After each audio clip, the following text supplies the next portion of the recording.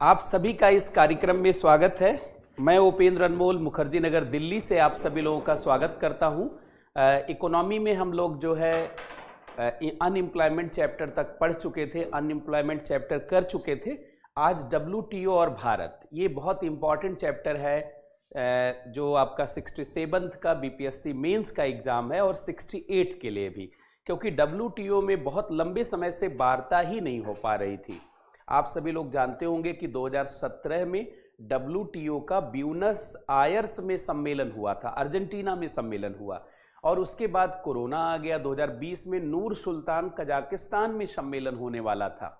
और आप जानते हैं कि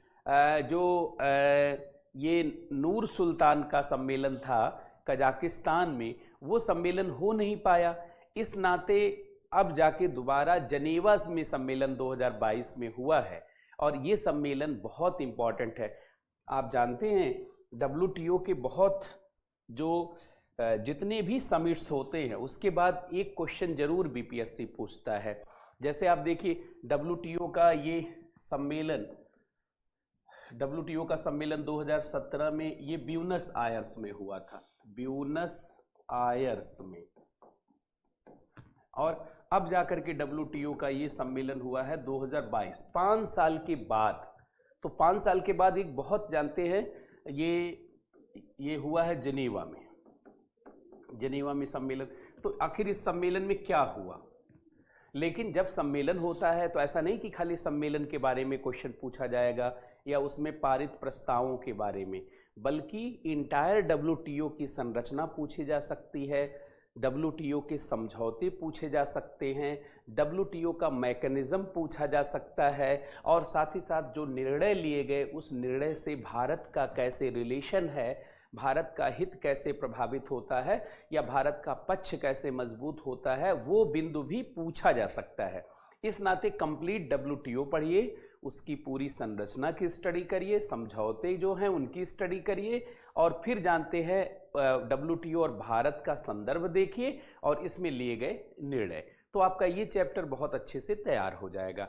वैसे भी जानते हैं डब्ल्यूटीओ कोई सामान्य संगठन नहीं है, ये पूरी दुनिया में व्यापार के लिए अवसर उत्पन्न करने के लिए बनाया गया संगठन है। यही ग्लोबलाइजेशन को, वैश्वीकरण का यही नेतृत्व करता है, अर्थात डब्ल्यूटीओ से ही ग्लोबलाइजेशन संभव हुआ है। जो ग्लोबलाइजेशन पूरी दुनिया के लिए जानते हैं लाया गया था ताकि पूरी दुनिया के देशों को फायदा हो, उस ग्लोबलाइजेशन का नेतृत्व डब्ल्यूटीओ के ही हाथों में है। इसीलिए डब्ल्यूटीओ को बहुत ही ज़्यादा महत्व दिया जाता है। अब सबसे पहले हम लोग पूरी बात को समझने के लिए शुरुआत से एकदम एक एक पॉइंट समझते हैं। तो आप सभी लोगों का इस कार्यक्रम में बहुत बहुत स्वागत है। तो हाँ, वो चिंता मत करिए, वो हर एग्जाम से पहले हम लोग अपडेट करते रहते हैं, तो आपको अपडेट्स मिल जाएगा, उसकी चिंता आपको नहीं करना, आप केवल जो है पढ़ना है। तो आप देखिए सबसे पहले सभी लोग लिखें डब्ल्यूटीओ। डब्ल्यूटीओ क्या है? पहले तो नाम लिख लिया जाए, तो लिखिए World Trade Organisation, World Trade Organisation, विश्व व्यापार संगठन, विश्व व्यापार संगठन। पूरी दुनिया में विश्व व्यापार का अवसर देने के लिए यह संस्था काम करती है। देखिए इसकी स्थापना, अभी पूरी बात करेंगे पूरे बैकग्राउंड की। स्थापना 1 जनवरी 1995 को, और मुख्यालय इसका जेनेवा में है, जेनेवा में है, और यह पूरी दुनिया में विश्व व्यापार का अवसर उपलब्ध कराती है। ये देखिए यहां लिख देते हैं, बाकी तभी शुरुआत करते हैं। पूरी दुनिया का मतलब जो मेंबर होता है उसी को, लेकिन खुला सबके लिए है। पूरी दुनिया के देशों को विश्व व्यापार का अवसर उपलब्ध कराती है, अवसर उपलब्ध कराती है, वर्ल्ड ट्रेड की अपॉर्चुनिटी देती है। पूरी दुनिया के देशों को विश्व व्यापार का अवसर उपलब्ध कराती है। पूरी दुनिया के देशों को विश्व व्यापार का अवसर उपलब्ध कराने वाली संख्या। जैसे वर्ल्ड बैंक पूरी दुनिया के देशों के लिए पुनर्निर्माण और विकास का अवसर, IMF पूरी दुनिया में आर्थिक सुधार के लिए काम करने वाली संस्था है, सारे देशों के आर्थिक सुधार के लिए काम करती है, और ये पूरी दुनिया के देशों के लिए विश्व व्यापार का अवसर, अपॉर्चुनिटी उपलब्ध कराती है। ये इतना नोट कर ले तो मैं एक चार्ट बनाता हूं, पहले मूल चीज जानते समझ लिया जाए।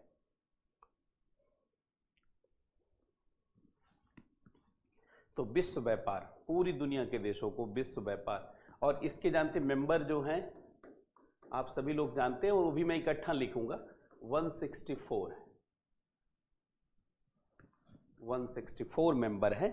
तो इतने देशों को विश्व व्यापार का अवसर ये देती है, क्योंकि कोई भी संस्था अपने ही मेंबर को विश्व व्यापार का अवसर देगी या कोई भी काम अपने मेंबर के लिए ही करेगी। तो देखिए जैसे ये वर्ल्ड बैंक है, ये किस लिए काम करता है? ये वर्ल्ड बैंक पूरी दुनिया में विकास और पुनर्निर्माण के लिए काम करता है। मतलब पूरी दुनिया के देशों में विकास के लिए काम करने वाली संस्था कौन सी है? वर्ल्ड बैंक है। और पूरी दुनिया में आर्थिक सुधार के लिए काम करने वाली संस्था कौन है? पूरी दुनिया में इकोनॉमिक रिफॉर्म, इसके लिए देशों को सुझाव देती है, रिपोर्ट प्रकाशित करती है, कहती है, और साथ में सहयोग भी करती है। अच्छा, वर्ल्ड इसी तरीके से WTO क्या करती है? ये विश्व व्यापार का अवसर देती, विश्व व्यापार का अवसर देती। WTO विश्व व्यापार का अवसर देती है, वर्ल्ड ट्रेड का। ऐसे अनेक अनेक संस्थाएं हैं जो अनेक अनेक उद्देश्यों के लिए काम करती हैं।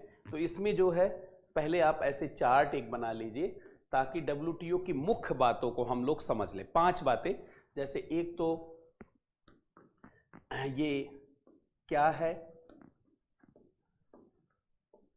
दूसरा इसकी पृष्ठभूमि, बैकग्राउंड, कैसे बना ये, पृष्ठभूमि इसका क्या है, बात समझ रहे हैं? अच्छा, इसका उद्देश्य क्या है, और भारत एक तरीके से देखा जाए तो पूरी दुनिया के लिए इसका महत्व, योगदान क्या है, और दुनिया को चुनौतियां क्या है, योगदान, महत्व या लाभ, जो भी, अब वही जैसे हम लोग पढ़ते, और चुनौतियां, बाधाएं,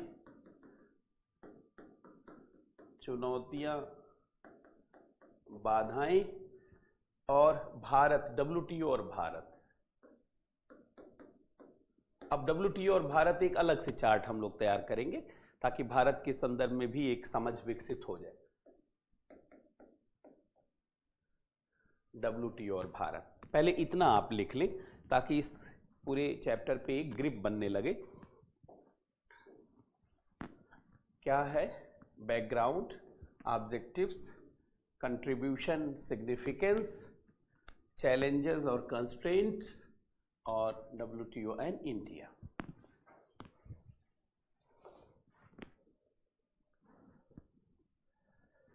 ये इतने जो है मुख्य बिंदु है, इसके तहत हम लोग काम करेंगे। सबसे पहले क्या है, ये तो आप जान गए कि ये पूरी दुनिया में विश्व व्यापार का अवसर उपलब्ध कराने वाली एक संस्था है जिसका मुख्यालय जनीवा में है। मतलब इसका पूरा परिचय देना है।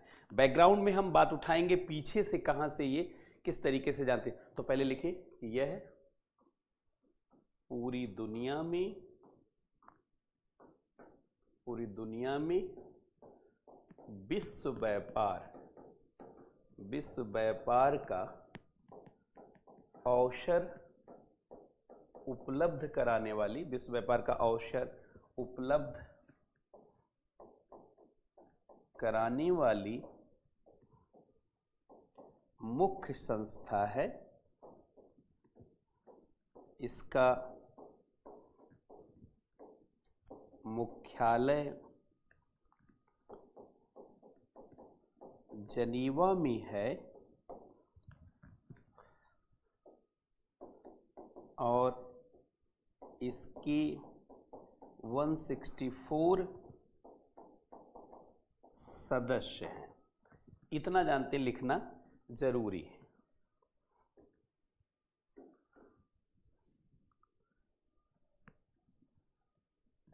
ये सामान्य परिचय हो गया, मतलब क्या है यह पूरी दुनिया में विश्व व्यापार, ये शब्द इंपॉर्टेंट है। विश्व व्यापार की अपॉर्चुनिटी, विश्व व्यापार का अवसर, ये पूरी दुनिया में विश्व व्यापार का अवसर उपलब्ध कराने वाली मुख्य संस्था है।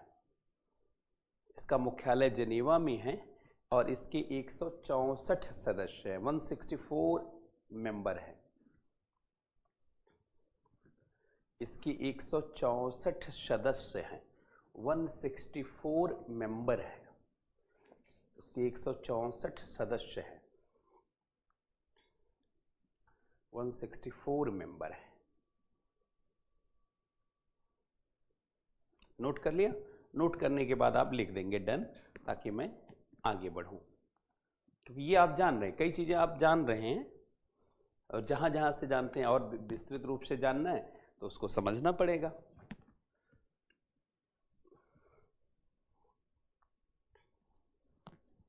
अब देखिए, ये आपने लिखा कि 164 मेंबर।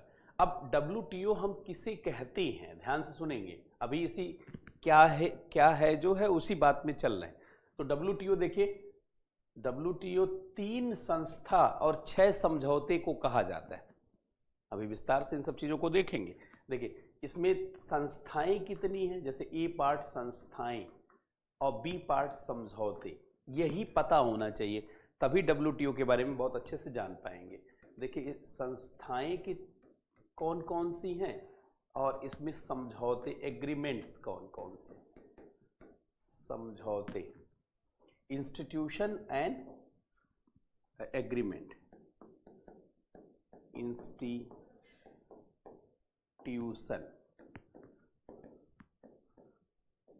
एग्रीमेंट। अब देखिए संस्था ये 3 है, एक है जनरल काउंसिल, ये सबसे बड़ी संस्था है, दूसरी है डिस्प्यूट सेटलमेंट बॉडी और तीसरी है ट्रेड रिव्यू पॉलिसी बॉडी। ये देखिए 3 संस्था, पहले आप ऐसे लिख लीजिए बिना फुल फॉर्म के। और ये 6 समझौते हैं। पहला है गैट, दूसरा है गैट्स, तीसरा समझौता है जी ट्रिम्स, चौथा समझौता है जी ट्रिप्स, पांचवा समझौता है मल्टी फाइबर एग्रीमेंट और छठा समझौता है एग्रीमेंट ऑन एग्रीकल्चर। ये समझौता हो नहीं पाया है, ये 5 समझौते तो हो गए। देखिए ये समझौता हो गया है, ये समझौता फाइनल है, ये समझौता फाइनल है, ये समझौता ये एक ही दिन लागू हुए थे, 1 जनवरी 1995 को लागू, और ये समझौता 2005 में लागू हुआ, 2005 में लागू, और ये समझौता अभी तक लागू नहीं है, अभी तक लागू नहीं, अभी तक, बड़ा इंपॉर्टेंट है, अभी तक लागू नहीं। ये कृषि का समझौता है।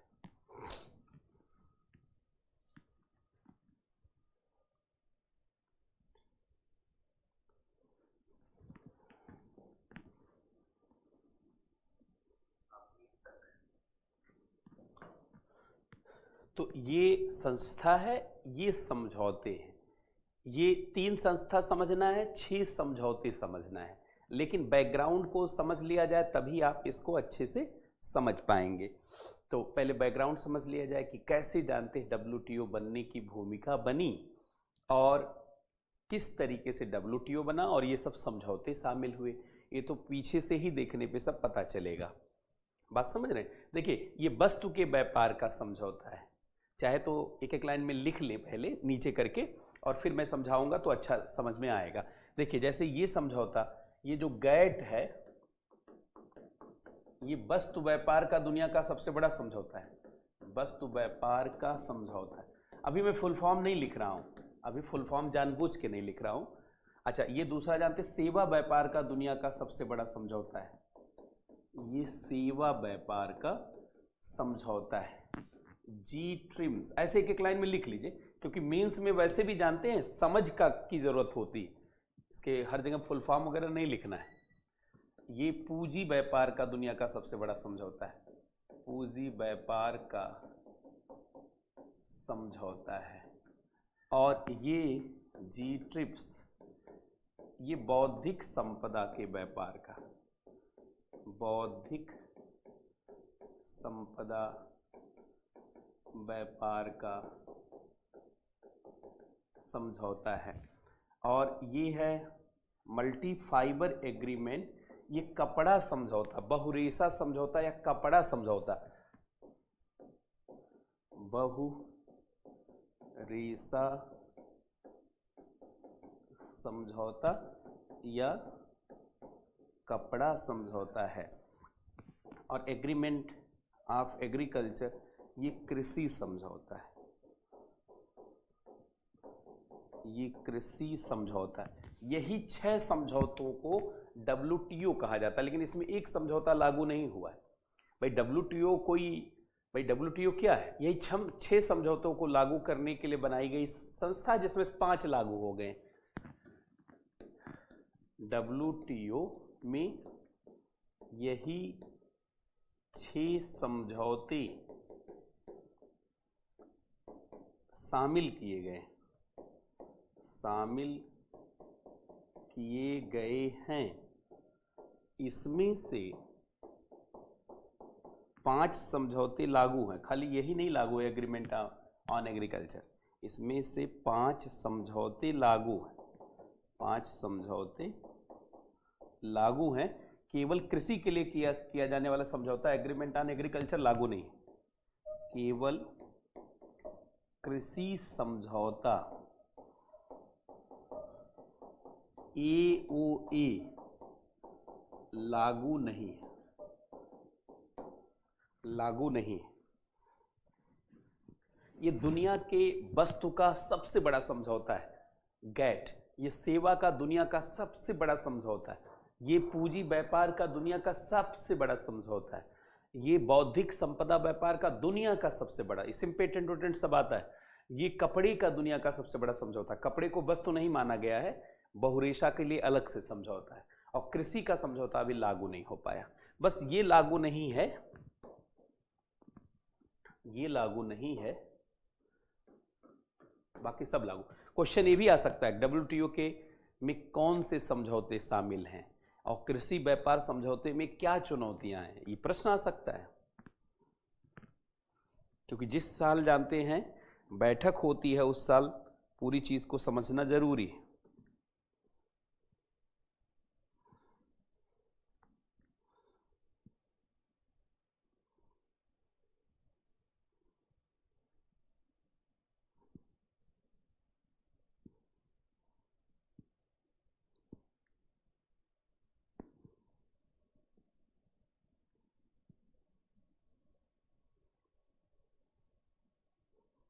पूंजी व्यापार FDI FPI, पूंजी व्यापार जानते हैं, ये पूंजी व्यापार पढ़ाएंगे, अभी सारा चीज पढ़ाएंगे। FDI FPI यही पूंजी के व्यापार का, पैसा का समझौता, किसी देश में जब पैसा लगाते। हाँ, GS1 में, ये केवल सेकंड पेपर के लिए इंपॉर्टेंट नहीं है, GS1 के लिए भी इंपॉर्टेंट है। अभी 2 दिन में इसको खत्म कर लें, जानते इस पोर्शन को, फिर 1, 2 के आधार पे एनालिसिस करके भी कुछ चीजें पढ़ा देंगे, मतलब जोड़ेंगे उसको। ये पेपर फर्स्ट में ही पूछा जा सकता है और फर्स्ट में ही सामान्यतः पूछा जाएगा, सेकंड में भी आ सकता है क्योंकि इकोनॉमी से जुड़ा हुआ, और फर्स्ट पेपर में लेकिन आने की इसकी ज्यादा संभावना है। तो ये अच्छा, ये देखिए 6 समझौते हैं, सबने नोट कर लिया, अभी बाद में पढ़ेंगे, आप चिंता मत करिएगा, एक एक करके समझेंगे। और ये जानते संस्थाएं हैं WTO की, ये WTO की संस्थाएं हैं, संस्थाओं को थोड़ा ठीक से समझाना पड़ेगा। तो मैं चाहता हूं पहले बैकग्राउंड से आऊं, तब इन या थोड़ा थोड़ा संस्थाओं पे भी लिख लेते हैं ताकि बैकग्राउंड और समझ में आए। देखिए, पढ़ने के लिए चाहे ऐसे पढ़िए या पीछे से आके पढ़िए। अब पहले देखिए, ये संस्था है 3 इसमें, लिख लेते हैं थोड़ा थोड़ा, ताकि देखिए जनरल काउंसिल है, जनरल काउंसिल है, सामान्य परिषद है, यही डब्ल्यूटीओ का संसद कहलाता है। मिनिस्ट्रियल कॉन्फ्रेंस हर 2 साल में मंत्री स्तरीय सम्मेलन इसी के अंतर्गत होता है। यह डब्ल्यूटीओ की सबसे बड़ी संस्था है। यह डब्ल्यूटीओ की सबसे बड़ी संस्था है, इसी के अंतर्गत हर 2 वर्ष में मंत्री स्तरीय सम्मेलन आयोजित किए जाते हैं। हर 2 वर्ष में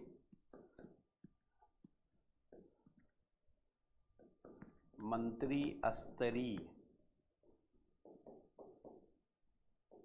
सम्मेलन, मिनिस्ट्रियल कॉन्फ्रेंसेस को एमसी बोला जाता है। हर 2 वर्ष में मंत्री स्तरीय सम्मेलन आयोजित किए जाते हैं, आयोजित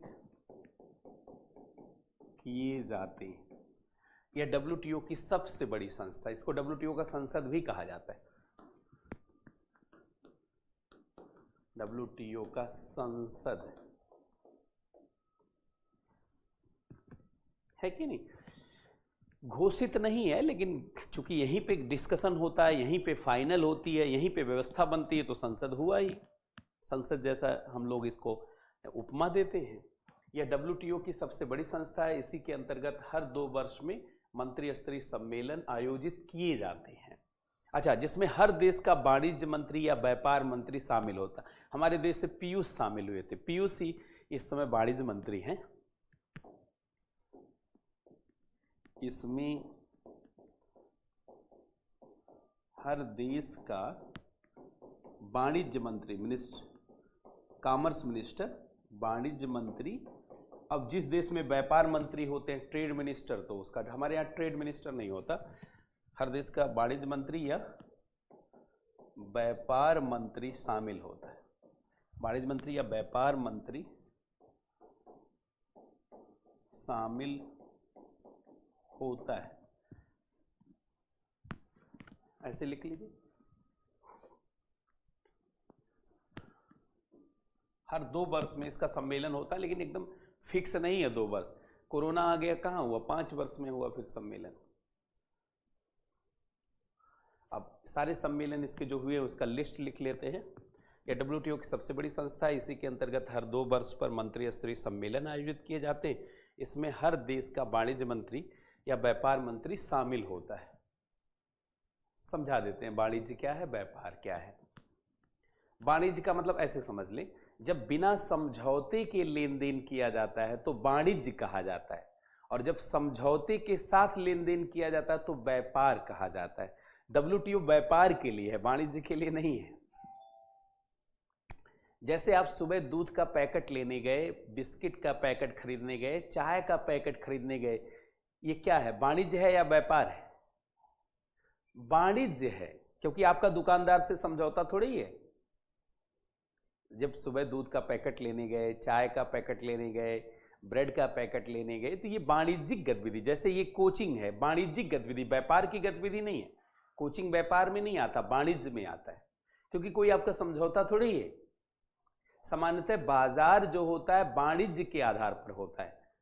लेकिन देखिए, ऐसे समझ लीजिए, जब 2 देशों के बीच समझौता करके लेन देन किया जाए तो व्यापार, और बिना समझौते के लेन देन हो, जैसे बहुत सारी चीजों का समझौता नहीं होता लेकिन लेन देन होता रहता है, क्योंकि मार्केट में डिमांड है तो वहां कहीं से सप्लाई हो जाती है, तो मांग आपूर्ति आधारित व्यवस्था तो वाणिज्य होती है कि नहीं। जैसे हम मोबाइल खरीद रहे हैं, कोई समझौता थोड़ी हुआ चीन से कि हमको 2 करोड़ मोबाइल दे दीजिए, 5 करोड़ लैपटॉप दे दीजिए, 2 करोड़ कंप्यूटर दे दीजिए। अब लोग खरीद रहे हैं तो आ रहा है, वहां से कंपनी बेच रही है। लेकिन डब्ल्यूटीओ क्या करता है, एग्रीमेंट करवाता है। इसीलिए इसका नाम ही है वर्ल्ड ट्रेड ऑर्गेनाइजेशन। मुझे लगता है समझ आ गया होगा व्यापार और वाणिज्य, है कि नहीं। अब देखिए इसके अंतर्गत क्या सम्मेलन हुआ, नोट किया जाए। इसके अंतर्गत लिख लीजिए, इसके अंतर्गत निम्न सम्मेलन अभी तक आयोजित किए गए, अभी तक आयोजित किए गए हैं, और इसी सम्मेलन से सारी बात निकल करके आई है।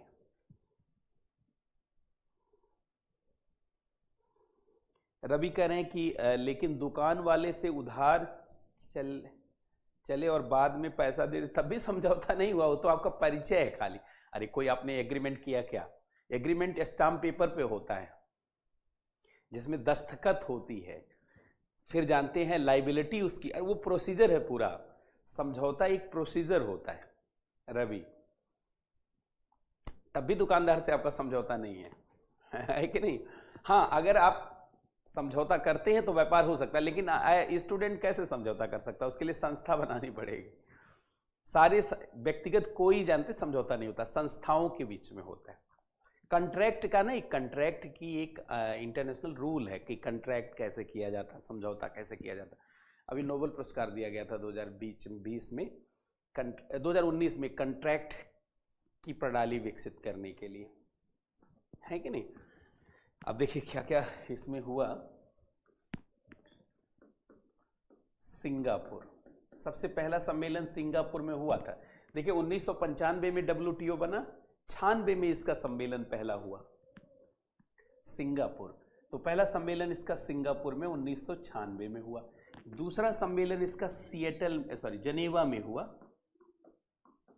जनेवा 1998। अच्छा एक चीज ध्यान रखिए, बहुत लोग कहते हैं कि जनेवा में क्यों बार बार सम्मेलन होता है? अरे भाई, जब कहीं जगह नहीं मिलेगी तो WTO की अपनी जगह है जनेवा में। मान लीजिए जब कहीं और नहीं पढ़ाना जाना है तो हम कहाँ पढ़ाएंगे? अपने ही प्लेटफॉर्म पे पढ़ाएंगे। आप कहीं और नहीं जाएंगे तो अपने घर में रहेंगे। तो WTO को जब कहीं नहीं मिल पाता है कि भाई सम्मेलन सही से हो सकता है, तो उसके यहाँ अपनी जगह है। जनेवा में जानते बड़े बड़े हॉल हैं, 1-1 लाख आदमी बैठ सकता है। तो WTO के पास जब कहीं अवसर नहीं मिलता तो जनेवा में सम्मेलन हो जाता। जनेवा उसका अपना मुख्यालय है ना, तो वो बुला लेता, आ जाइए ये जनेवा में, आ जाइए, हम लोग बैठ के बात करेंगे। तो ये जनेवा वही स्विट्जरलैंड। अच्छा सिएटल, ये USA में, ये सम्मेलन एक USA में, अभी भारत में नहीं हुआ है इसका कोई सम्मेलन, और हम लोग चाहते भी नहीं कि बेमतलब झगड़ा हो। तो जानते हैं ये झगड़े की जड़ है एक तरीके से सम्मेलन इसका। अभी तो हम लोग G20 का करवाना चाह रहे हैं, वही करेंगे। ये दोहा में सम्मेलन हुआ था इसका, दोहा कतर 2001 में।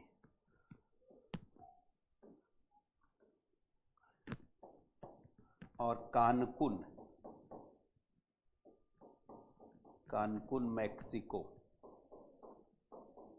WTO के सम्मेलन में भी 1 लाख से ज्यादा भीड़ होती है, जानते हैं? तमाम देशों के प्रतिनिधि होते हैं, तमाम NGO, फिर बहुत सारे लोग जाते हैं। फिर हांगकांग में सम्मेलन हुआ था, हांगकांग, ये कानकुन है।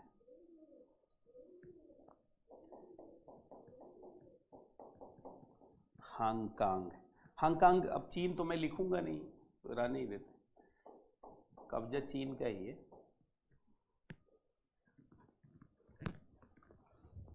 आप भी मत लिखिएगा चीन, क्या जरूरत है, हांगकांग को अलग ही लिखा करिए।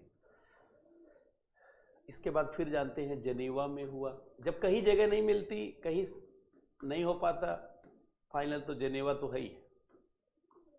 8वां फिर जनेवा में, वो तो जब जगह नहीं मिलेगी तो जनेवा में होगा ही। बाली में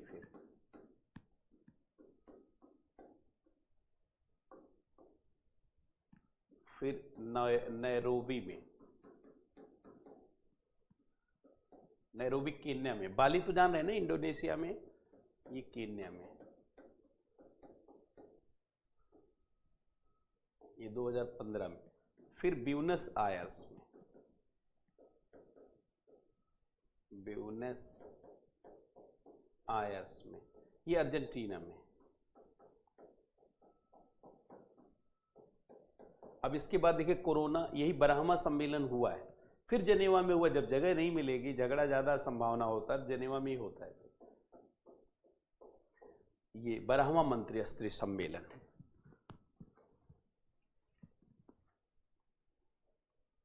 बहुत बहुत धन्यवाद। सम्मेलन, इसमें तो झगड़ा ही है। WTO के सम्मेलन का मतलब झगड़ा।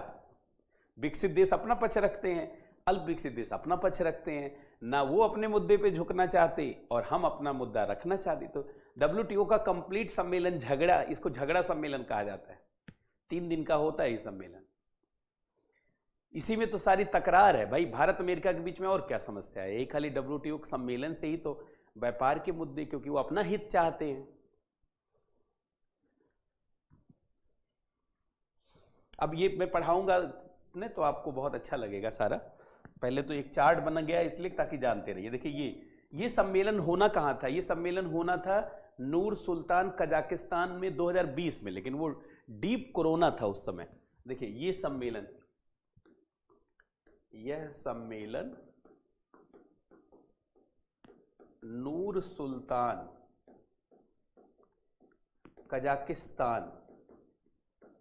कजाकिस्तान में 2020 में होना तय था,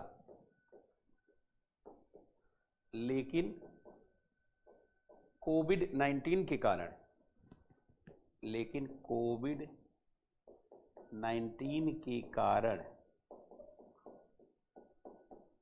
नहीं हो पाया। लिख लीजिए। हाँ, इसकी लिस्टिंग जरूरी रहता है।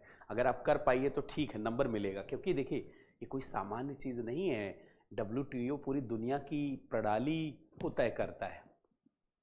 अगर आपको मालूम है तो ठीक है, नहीं तो कम से कम 2-3 सम्मेलन तो आपको, इंपॉर्टेंट सम्मेलन तो वैसे भी बोलना पड़ता है। दोहा का सम्मेलन, देखिए ये सम्मेलन इंपॉर्टेंट है बहुत। ये सम्मेलन बाली का इंपॉर्टेंट है, नैरोबी का इंपॉर्टेंट है, ब्यूनस आयर्स का इंपॉर्टेंट है, कानकुन का सम्मेलन भी इंपॉर्टेंट है। तो जब आपको बीच बीच का इंपॉर्टेंट है तो क्रम से याद रखेंगे तो ऐसे भी सही है। अब 12 सम्मेलन ही हुआ, 12वां सम्मेलन था ये।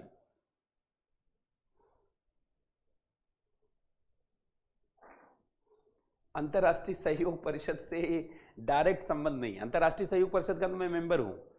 अंतर्राष्ट्रीय सहयोग परिषद से डायरेक्ट संपर्क नहीं है इसका, बल्कि अंतर्राष्ट्रीय सहयोग परिषद में जानते हैं जो भारतीय हैं उनका संबंध है, अनिवासी भारतीय।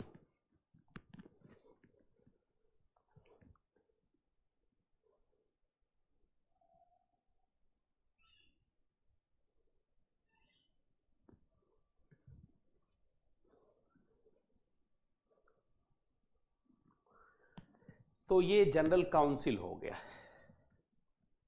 अंतर्राष्ट्रीय सहयोग परिषद के कार्यक्रम में आप लोगों को मैं बुलाऊंगा आगे, जानते कभी जब सम्मेलन होगा तो आपको पर्सनली, जो आपका चूंकि मेल वगैरह है ही है, मैसेज है, सब पे मैसेज किया जाएगा। और अगर आप दिल्ली आ सकेंगे तो इसका सम्मेलन जब होगा तो आपको बुलाया जाएगा बहुत ही सम्मान के साथ, क्योंकि वो आपकी संस्था है समझिए, क्योंकि वहां पे मैं मेंबर हूं ही अभी।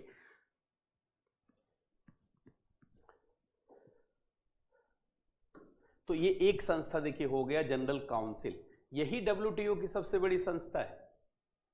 लेकिन जानते हैं इस पे क्वेश्चन नहीं पूछे जाने की संभावना, ज्यादा संभावना है इस पे। ये जब WTO भारत पढ़ेंगे तब उससे समझ पाएंगे आप। तो DSB, दूसरा है DSB, dispute settlement body, dispute settlement body. ये सबसे ज्यादा चर्चित संस्था है इस समय सबसे ज्यादा चर्चित संस्था है। अविनाश कह रहे हैं कि 6 और 7 में गैप क्यों ज्यादा है? ये आप कह रहे हैं कि ये गैप क्यों ज्यादा है? देखिए 6 और 7 में गैप, ये 2005 से ना 2005 से 9 के बीच में गैप इसलिए ज्यादा है क्योंकि 2008 में, आपको याद होगा 2007-8 में अंतर्राष्ट्रीय मंदी आ गई थी, संकट आ गया था, उसको कहा जाता है अमेरिकन सब प्राइम क्राइसिस। 2 बार आप देखेंगे ज्यादा गैप है। एक बार गैप है जानते हैं हांगकांग, देखिए 2005 से 2009 के बीच में 4 साल का गैप है। तो उस समय अमेरिकी संकट आ गया था, अमेरिकन सब प्राइम क्राइसिस कहा जाता है। और एक बार यहां देखिए गैप ज्यादा है 5 साल का, यहां कोरोना आ गया था, ये 2 गैप है। वो मैं पढ़ाते समय ने आगे क्लियर भी करूंगा, आप चिंता नहीं करिएगा। ये विवाद निपटारा समिति, विवाद निपटारा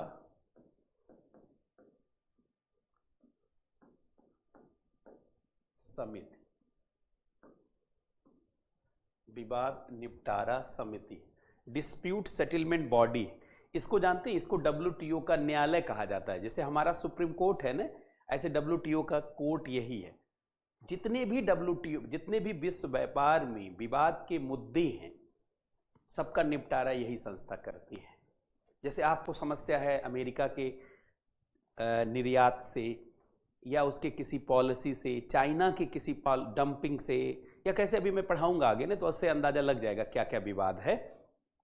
या जैसे पाकिस्तान को लेके मोस्ट फेवर्ड नेशन है, तो ऐसे बहुत सारे विवाद के मुद्दों को यही, ये WTO का न्यायालय है, यह WTO का सुप्रीम कोर्ट है कि नहीं, यह WTO का न्यायालय, मैं लिखूंगा न्यायालय, न्यायालय है। विश्व व्यापार में जितने भी विवाद होते हैं उन मुद्दों का समाधान यही संस्था करती है। विश्व व्यापार में विवाद के सभी मुद्दों, विवाद के सभी मुद्दों का समाधान यही संस्था करती है। यह WTO का न्यायालय है। विश्व व्यापार के सभी मुद्दों का समाधान यही संस्था करती है। इसमें जानते हैं 2 संस्था है, एक अपीलीट बॉडी है, दूसरा डिस्प्यूट सेटलमेंट पैनल है। लेकिन इस समय इसमें एक भी जज नहीं है, इसके लिख लीजिएगा, लिखिए इसमें 2 न्यायालय है, इसमें 2 न्यायालय हैं, मतलब 2 संस्थाएं, 2 न्यायालय हैं। जैसे एक है AB, यही इस पे सवाल पूछा भी जा सकता, मतलब इसको जोड़ करके, और दूसरा है डिस्प्यूट सेटलमेंट पैनल, ये अपीलीट बॉडी है, इसको अपीलीय निकाय कहा जाता है। अभी अंग्रेजी में भी लिख देते हैं, अपीलीय निकाय।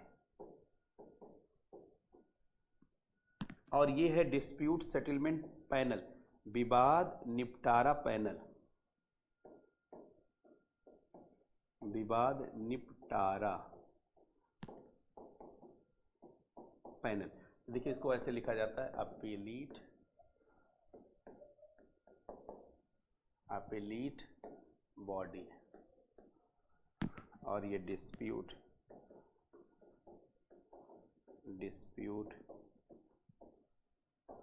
सेटलमेंट पैनल है।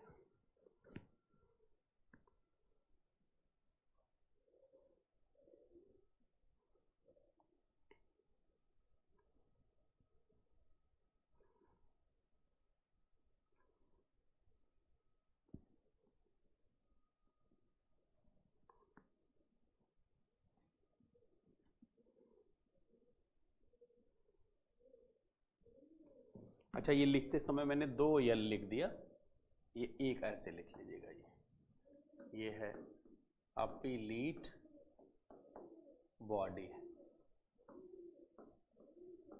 अपीलीय निकाय।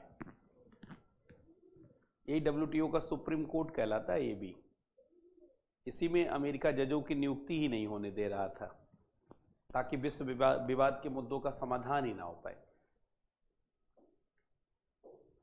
ये WTO का सुप्रीम कोर्ट है और ये हाई कोर्ट है उसका। अंतिम, इसमें 7 जज होते हैं, इसमें तो इसमें एक एक लाइन चाहे लिख सकते हैं। जो AB है, ये WTO का सुप्रीम कोर्ट है, इसको अपीलीट बॉडी कहा जाता है, अपीलीय निकाय।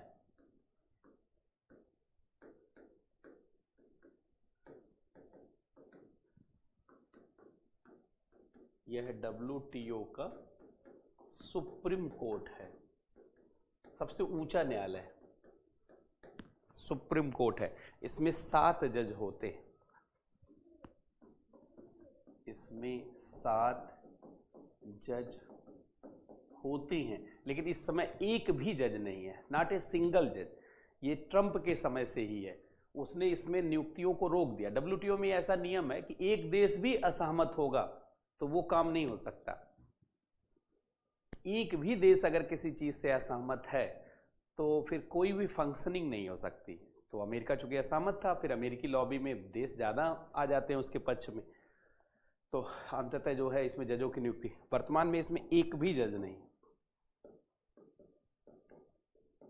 वर्तमान में इसमें एक भी जज नहीं, एक भी जज नहीं है, क्योंकि विश्व व्यापार संगठन डब्ल्यूटीओ से चाइना को फायदा हो रहा था और चाइना अनेक चीजों में जानते हैं आगे बढ़ रहा था।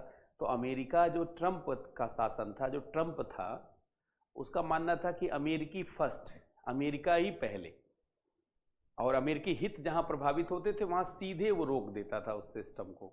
और बाइडेन भी कमोबेश उसी सोच के आदमी है, थोड़ा अपने को अलग दिखाते हैं, लेकिन इनके लिए भी अमेरिका फर्स्ट। अमेरिका का कोई भी राजनीतिज्ञ अमेरिका को ही पहला मान के चलता है।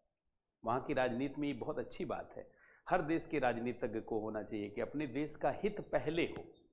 तो वहां तो बहुत प्रोफेशनल वो लोग होते हैं, उनकी राजनीति बहुत ही प्रोफेशनल और व्यवहारिक है। व्यवहारिक का मतलब दुनिया कुछ भी सोचे, उनका हित होगा तो वो जरूर करेंगे। ओसामा बिन लादेन को मारना था तो मार दिया, बगदादी को मारना था तो मार दिया, चाहे कोई नाराज हो चाहे खुश हो, चाहे उसके लिए जो भी करना पड़े, तभी उसकी धाक है। डिस्प्यूट सेटलमेंट पैनल, अब वो हम लोगों के उसकी नीति हम लोगों को अच्छी भी लग सकती है, बुरी भी लग सकती है, लेकिन उससे नहीं मतलब होता। हर देश की नीति उसके लिए अच्छी होनी चाहिए, हमें अपने लिए अच्छी बनाना है। डिस्प्यूट सेटलमेंट पैनल ये डब्ल्यूटीओ का निचला मतलब है, निचला का मतलब बहुत छोटा भी नहीं है। ये डब्ल्यूटीओ का जानते पहला न्यायालय है जिसमें आप पहले अपील कर सकते हैं। यह डब्ल्यूटीओ का की निचली का निचला या का ऐसा न्यायालय है जिसमें पहली बार अपील किया जाता है। यह डब्ल्यूटीओ का ऐसा न्यायालय है जिसमें पहली बार अपील की सुविधा है। यह डब्ल्यूटीओ का ऐसा न्यायालय है जिसमें पहली बार अपील की सुविधा है। यह डब्ल्यूटीओ का ऐसा न्यायालय है जिसमें पहली बार अपील की सुविधा है। पहली बार मुकदमा इसी में किया जाता है। विश्व व्यापार में विवाद होने पर, लिख लें, थोड़ा और लिख लेंगे, विश्व व्यापार में विवाद होने पर पहली बार इसी में शिकायत की जाती है। पहली बार इसमें ही शिकायत की जाती है, पहली बार इसी में शिकायत की जाती है। विश्व व्यापार में विवाद होने पर पहली बार इसी में शिकायत की जाती है। विवाद होने पर पहली बार इसी में शिकायत की जाती है।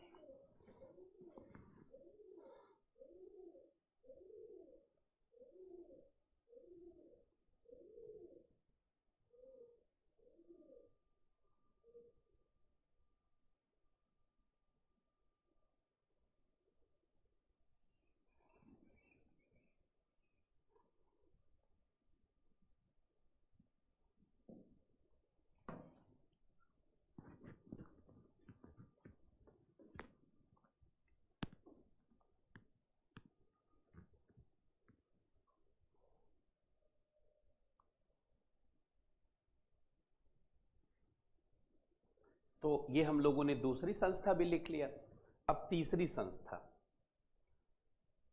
देखिए 2 संस्था हो गई, अब तीसरी संस्था ये है ट्रेड रिव्यू। ये क्यों पढ़ाया जा रहा है? क्योंकि इस बार जिस साल सम्मेलन होता है ना, उस साल ऐसे क्वेश्चन भी आने की संभावना होती है कि वो संस्था हाईलाइट हो जाती है। तो पूछा जा सकता है डब्ल्यूटीओ की मुख्य संस्थाओं और समझौतों पर चर्चा करते हुए जेनीवा 2022 में लिए गए निर्णयों पर प्रकाश डालिए। तो ये क्वेश्चन का पार्ट बन जाता है। अब इसमें तीसरी संस्था है trade review policy body. Trade review policy body, व्यापार पुनर्समीक्षा नीति निकाय। व्यापार पुनर्समीक्षा नीति निकाय। व्यापार पुनर्समीक्षा नीति निकाय। हाँ, मैं G20 पे भी डिस्कस कर दूंगा, आप चिंता मत करिए, पहले खत्म कर लेते हैं, अब 5-6 क्लास में ही खत्म हो जाएगा। देखिए अब ध्यान से सुनेंगे, ट्रेड रिव्यू पॉलिसी बॉडी, व्यापार पुनर्समीक्षा, व्यापार से संबंधित जितनी भी नीतियां हैं WTO की, सबकी समीक्षा इसी के द्वारा की जाती है, सुझाव इसी में दिए जाते हैं। WTO के द्वारा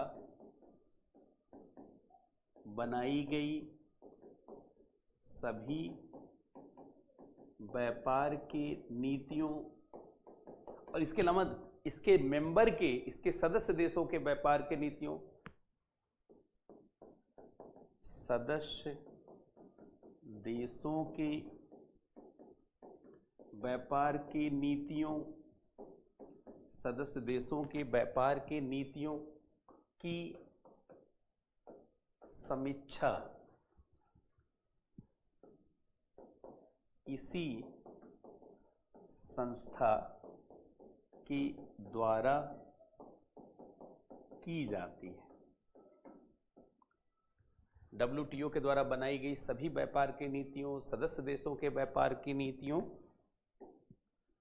सदस्य देशों के व्यापार की नीतियों, और ये WTO के द्वारा जानते बनाई गई इसी संस्था के द्वारा की जाती है। समीक्षा इसी संस्था के द्वारा की जाती है,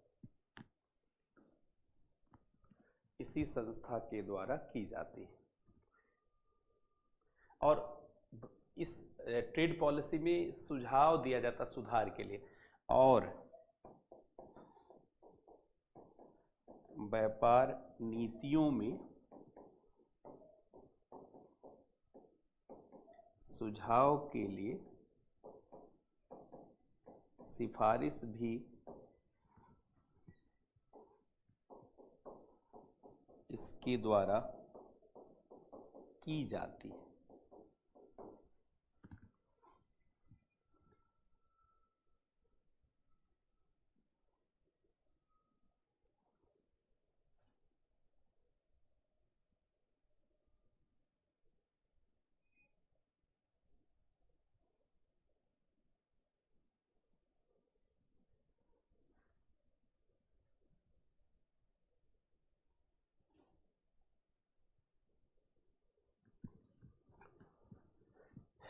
तो अब देखिए हम लोगों ने ये कंप्लीट कर लिया। मतलब अब ऐसा क्वेश्चन आएगा तो हमारे पास भूमिका हो गई। यद्यपि मैं इसे अभी पढ़ाऊंगा बाद में, ये तो मैंने खाली ऐसे मोटे तौर पर लिख दिया था, लेकिन अभी ये सवाल जो बनता है प्राइमरी क्वेश्चन कि WTO के संस्थाओं एवं समझौते पर चर्चा कीजिए। मान लीजिए इतना ही सवाल आया तो आपको ये पूरा क्लियर होना चाहिए, तभी आप ये क्वेश्चन कर पाएंगे। जब ये क्वेश्चन ऐसे पूरा नहीं आने की संभावना है, इसमें कुछ जोड़ करके पूछा जाएगा। मान लीजिए इतना पूछ लिया, फिर 2022 का जो सम्मेलन है उससे जोड़ करके क्वेश्चन, लेकिन हम लोगों को तैयार रहना प्राथमिक रूप से। तो अभी हमने मान लिया कि WTO क्या है, ये आपको आइडिया हो गया। यद्यपि अभी पृष्ठभूमि से शुरुआत कर रहे हैं तो आपको पूरा आइडिया हो जाएगा। तो अभी हमने पहला पॉइंट कर लिया, अब हमने क्या है ये पूरा कर लिया, मतलब समझ के आधार पर। मेंस में तो खैर इतनी की ही जरूरत होती है कि समझाने के लिए। अब देखिए पृष्ठभूमि, बैकग्राउंड, बी पार्ट पे आते हैं, मतलब दूसरा पार्ट बैकग्राउंड।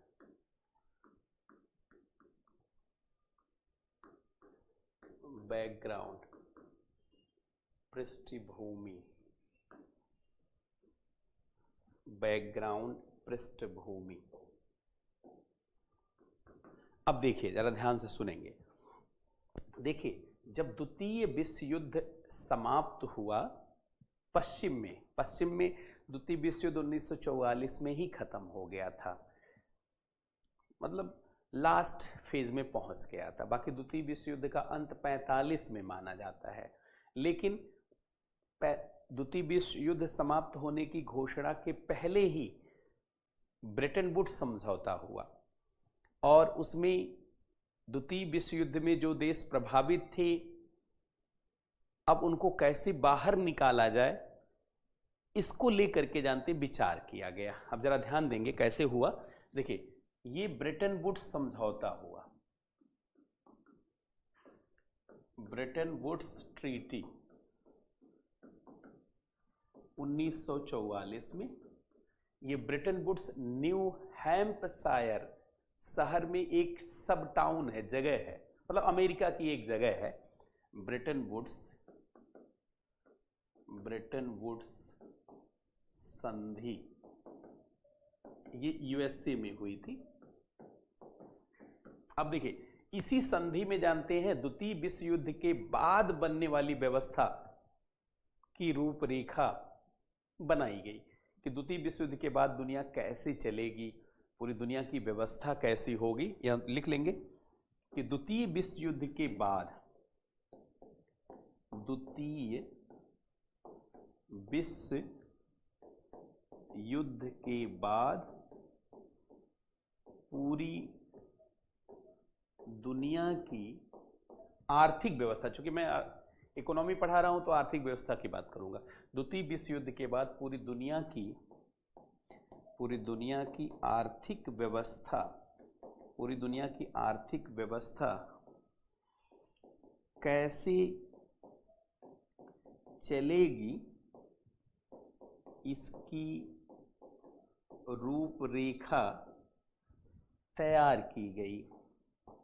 इसकी रूपरेखा तैयार की गई, और इसमें 3 महत्वपूर्ण निर्णय लिया गया। द्वितीय विश्व युद्ध के बाद पूरी दुनिया की आर्थिक व्यवस्था कैसे चलेगी इसकी रूपरेखा तैयार की गई,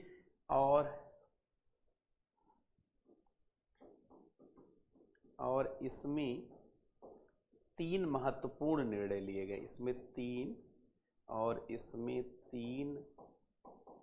महत्वपूर्ण निर्णय लिए गए। 3 महत्वपूर्ण निर्णय लिए गए। द्वितीय विश्व युद्ध के बाद पूरी दुनिया की आर्थिक व्यवस्था कैसे चलेगी इसकी रूपरेखा तैयार की गई, और इसमें 3 महत्वपूर्ण निर्णय लिए गए।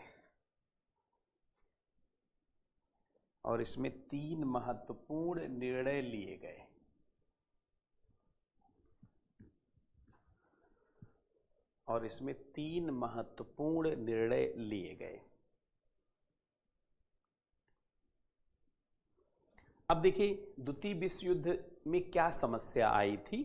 द्वितीय विश्व युद्ध में हम पॉलिटिकल बात नहीं करेंगे, हम आर्थिक रूप से अगर सोचें तो द्वितीय विश्व युद्ध में मुख्यतः देखा जाए तो 2 बड़ी समस्या आई थी। एक तो जब द्वितीय विश्व युद्ध हुआ तो गोला बारूद छोड़ा गया, मिसाइलें छोड़ी गई, बम गिराया गया, तो इंफ्रास्ट्रक्चर नष्ट हो गए, सारा जानते बर्बादी हुई, घर मकान सब चीज टूट फूट हुई। तो इसका मतलब है कि द्वितीय विश्व युद्ध में बहुत सारे देश की पूरी व्यवस्था डैमेज हो गई थी, पूरा विकास बाधित हो गया था। तो पहली जरूरत थी कि द्वितीय विश्व युद्ध के बाद पुनर्निर्माण और विकास के लिए एक संस्था होना चाहिए जो पूरी दुनिया में पुनर्निर्माण और विकास के लिए काम करे। उसके लिए वर्ल्ड बैंक बनाने का निर्णय लिया गया। दूसरा, द्वितीय विश्व युद्ध में चूंकि लड़ाई भिड़ाई में ही सारा पैसा लग गया तो अर्थव्यवस्थाएं खराब हो गई, बहुत अर्थव्यवस्था डैमेज हो गई, सारी गतिविधियां प्रभावित हो गई। तो द्वितीय विश्व युद्ध के बाद आर्थिक सुधार के लिए जो लोग द्वितीय विश्व युद्ध में शामिल थे उनके देशों में आर्थिक सुधार के लिए एक अंतर्राष्ट्रीय संस्था होनी चाहिए, आईएमएफ बनाने का निर्णय लिया गया। फिर यह हुआ कि भाई द्वितीय विश्व युद्ध में जो देश प्रभावित हुए हैं अब उनको इनकम कैसे होगी, तो उनके इनकम के लिए विश्व व्यापार का अवसर उनको मिलना चाहिए, आईटीओ बनाने का निर्णय लिया गया, लेकिन वो बन नहीं पाया। तो देखिए 3 महत्वपूर्ण निर्णय लिए गए। नंबर 1, द्वितीय विश्व युद्ध में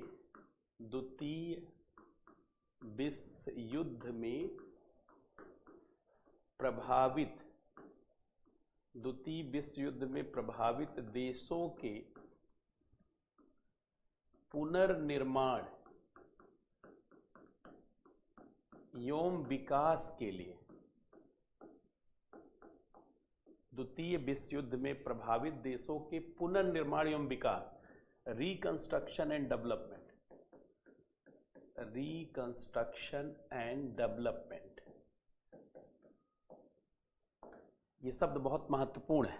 द्वितीय विश्व युद्ध में प्रभावित हुए देशों के पुनर्निर्माण एवं विकास के लिए एक संस्था होनी चाहिए,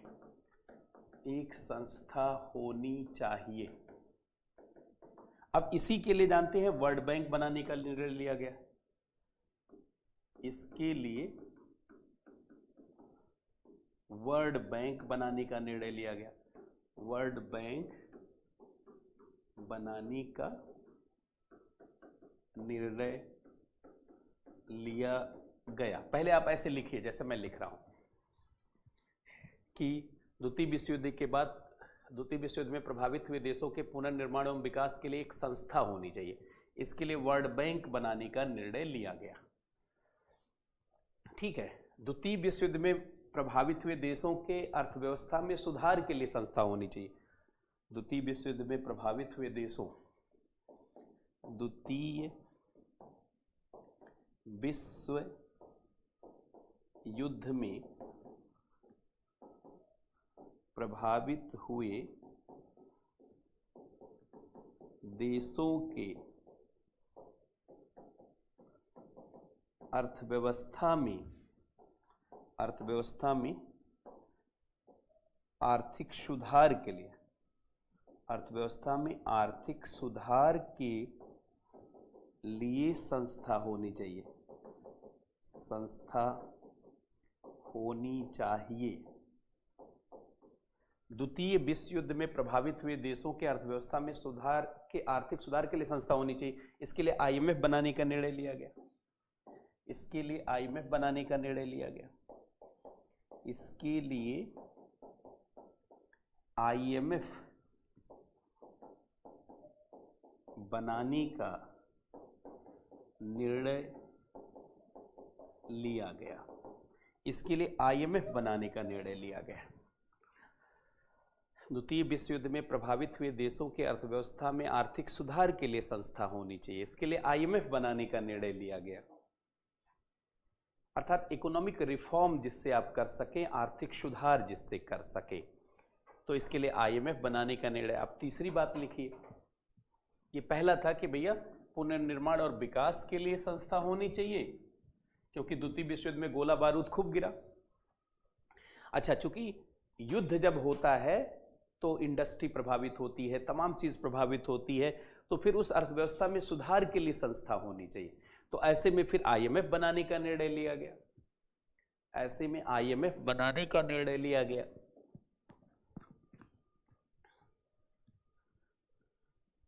आईएमएफ बनाने का निर्णय लिया गया। अब तीसरा बिंदु, द्वितीय विश्व युद्ध में जो देश प्रभावित हुए उनको कमाने धमाने की भी तो संस्था होनी चाहिए, उनको पूरे विश्व में व्यापार करने का अवसर देने के लिए। तो द्वितीय विश्व युद्ध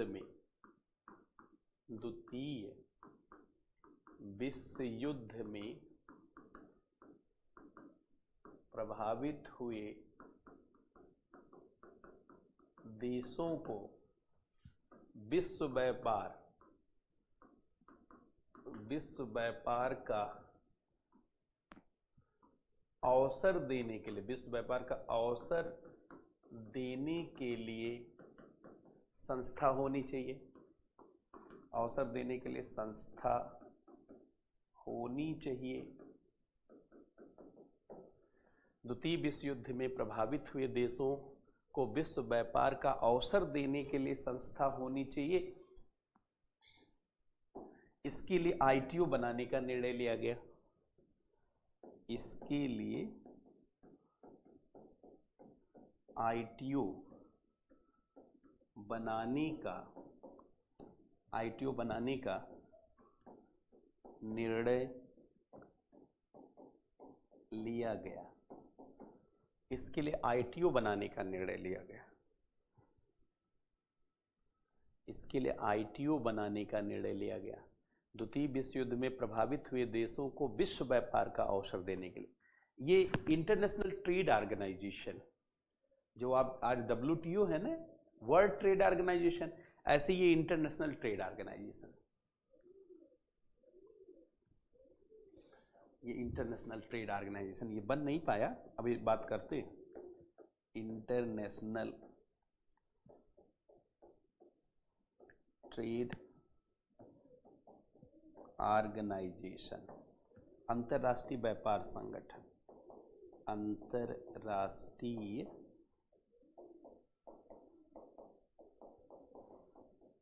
व्यापार संगठन, International Trade organisation,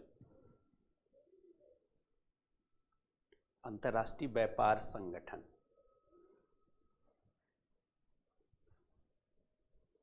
international Trade organisation.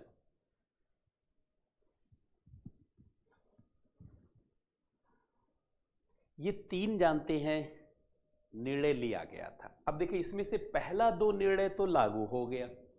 पहला ये दोनों निर्णय लागू कर दिया गया कि भाई द्वितीय विश्व युद्ध के बाद पूरी दुनिया में रिकंस्ट्रक्शन एंड डेवलपमेंट के लिए, पुनर्निर्माण और विकास के लिए संस्था होनी चाहिए, वर्ल्ड बैंक, ओके हो गया। और पूरी दुनिया में जो देश द्वितीय विश्व युद्ध में प्रभावित हुए थे उनमें आर्थिक सुधार के लिए संस्था। तो ये दो निर्णय जानते हैं, इसमें पहला दो निर्णय लागू हो गया। ये वर्ल्ड बैंक और आईएमएफ एक ही दिन बना, ये दोनों संस्था एक ही दिन बनी। ये दोनों जानते हैं 31 दिसंबर 1945। अब क्या जरूरत है डेट लिखने का, सीधे 1945 में इन दोनों, आप लिख लेंगे, नए लाइन से लिखे, इनमें से पहली दो संस्था का गठन 1945 में कर दिया गया। लिख लीजिए, आप रनिंग में लिखते रहिए। इनमें से पहली दो संस्था का गठन 1945 में कर दिया गया। इनमें से पहली दो संस्था का गठन 1945 में कर दिया गया, लेकिन तीसरी संस्था को लेकर के विवाद की स्थिति बन गई। लेकिन तीसरी संस्था आईटीओ को लेकर के, लेकिन तीसरी संस्था आईटीओ के गठन को लेकर, आईटीओ के गठन को लेकर विवाद की स्थिति बन गई। विवाद की स्थिति बन गई। इनमें से पहली दो संस्था का गठन 1945 में कर दिया गया, लेकिन तीसरी संस्था आईटीओ के गठन को लेकर विवाद की स्थिति बन गई। आईटीओ के गठन को लेकर के विवाद की स्थिति बन गई। क्यों विवाद बना, इसका भी एक चार्ट बना लीजिए। बाकी आपको तो इतना ही लिख देना है, लेकिन थोड़ा जानते रहेंगे तो और अच्छा रहेगा। तीसरी संस्था को लेकर के विवाद की स्थिति बने। पहले बताएं, यहां तक समझ आ गया? डन लिखिएगा, तब आगे बढ़ते हैं। अब देखिए आईटीओ को लेकर के विवाद क्यों हुआ। अब इसमें दो गुट बन गया, दो गुट बन गया। पश्चिमी देश चाहते थे, पश्चिमी देश मतलब पूंजीवादी देश, पश्चिमी देश या पूंजीवादी देश, या पूंजीवादी देश, पूर्वी देश या समाजवादी देश, या समाजवादी देश। बहुत अच्छा, चलिए सबको समझ आ रहा है, वेरी गुड। देखिए अब इसमें दो गुट बन गया, एक पश्चिमी देश या इन्हीं को पूंजीवादी देश यूएसए के नेतृत्व में, यूएसए के नेतृत्व में, और ये यूएसएसआर के नेतृत्व, यूएसएसआर के नेतृत्व में। अब देखिए इन्होंने क्या कहा, ये जो पश्चिमी देश है इन्होंने कहा विश्व व्यापार मुक्त होना चाहिए, फ्री होना चाहिए, कोई देश उस पर रोक ना लगाए, कोई उस पर, अर्थात पूरी दुनिया मुक्त होना चाहिए। इनका कहना था कि विश्व व्यापार मुक्त होना चाहिए, विश्व व्यापार मुक्त होना चाहिए, मुक्त होना चाहिए, विश्व व्यापार मुक्त होना चाहिए। इनका कहना था विश्व व्यापार मुक्त होना चाहिए, मतलब फ्री ट्रेड होना चाहिए, अर्थात फ्री ट्रेड होना चाहिए, कोई देश उस पर रोक ना लगाए, फ्री ट्रेड होना चाहिए। ये तो पूंजीवाद चाहता है, पूंजीवाद राज्य का नियंत्रण नहीं चाहता, लेकिन समाजवाद या साम्यवाद राज्य का नियंत्रण चाहता हर गतिविधि में, अर्थात राज्य का नियंत्रण नहीं होना चाहिए, अर्थात राज्य का नियंत्रण नहीं होना चाहिए, राज्य का नियंत्रण नहीं होना चाहिए, अर्थात राज्य का नियंत्रण नहीं होना चाहिए। लेकिन आप जानते हैं यूएसएसआर के नेतृत्व में समाजवाद क्या चाहता है भाई, समाजवाद या साम्यवाद चाहता हर चीज राज्य के नियंत्रण में हो, पब्लिक सेक्टर राज्य का नियंत्रण। इसने कहा नहीं, विश्व व्यापार में राज्य का नियंत्रण होना चाहिए, राज्य जैसा चाहे वैसा करे, उसके देश के ऊपर नहीं ठीक है तो रोक, विश्व व्यापार पर राज्य का नियंत्रण होना चाहिए, राज्य का नियंत्रण होना चाहिए, विश्व व्यापार पर राज्य का नियंत्रण होना चाहिए। ये राज्य के नियंत्रण की बात कर रहे हैं, ये उल्टी बात है, वो चाहते नहीं नियंत्रण, ये चाहते राज्य का नियंत्रण। समाजवाद तो यही चाहता है, राज्य के नियंत्रण की बात है, मतलब राज्य का नियंत्रण। अब ये विचारधारा का संघर्ष हो गया, और जहां भी विचारधारा का संघर्ष होता है वहां वर्चस्व का संघर्ष होने लगता है। देखते नहीं आप, तमाम लोग राजनीतिक दल, कोई एक पार्टी को समर्थन करता, कोई दूसरी पार्टी को समर्थन करता, फिर उसके कार्यकर्ता भिड़ जाते हैं आपस में। यद्यपि नेता भिड़ता नहीं, नेता मिल जाता है। भारत में बड़ा ही आपको आश्चर्य होगा कि जिस नेता के समर्थक भिड़ जाते हैं वो नेता आपस में मिला रहता है, उसका बड़ा अच्छा रिलेशन होता है, खाली जनता जानते आपस में लड़ जाती पार्टी के नाम पे। तो अब देखिए आईटीओ में हुआ क्या, आईटीओ में ऐसा हो गया, ये यूएसए के नेतृत्व में और ये यूएसएसआर के नेतृत्व में, यूएसएसआर के नेतृत्व में। अब ये कह रहे हैं कि मुक्त व्यापार, ये कह रहे हैं कि मुक्त व्यापार, और ये कह रहे हैं कि राज्य का नियंत्रण, राज्य का नियंत्रण। अब इसी नाते इनके बीच में विचारधारा का संघर्ष हो गया,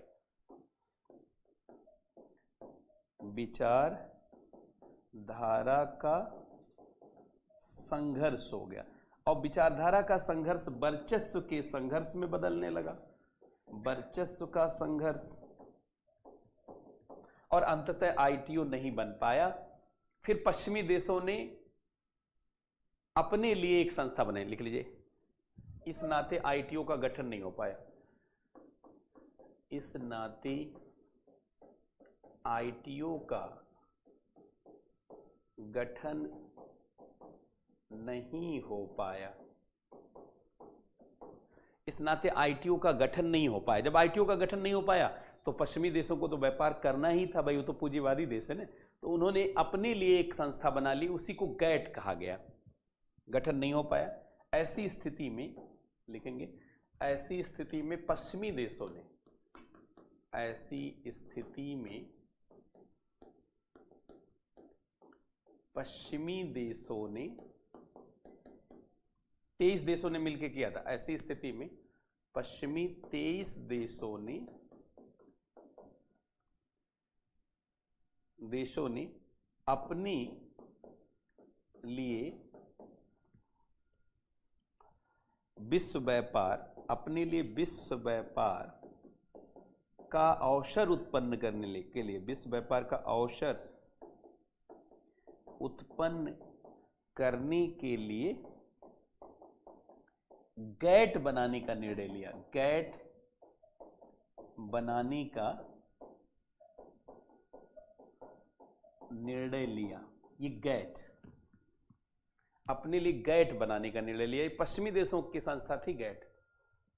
यद्यप हम लोग शुरुआत से शामिल, आप कहेंगे आप कैसे शुरुआत से, भारत कैसे? अरे भाई, अंग्रेज जहां जाते थे हमको भी शामिल करवा देते थे, तो अंग्रेज के नाते हम लोग भी शामिल हो जाते थे। 1947 तक तो हम लोग भी पूंजीवादी देश थे ना भाई। अंग्रेज जो थे वही हम थे, हम कौन अलग थे?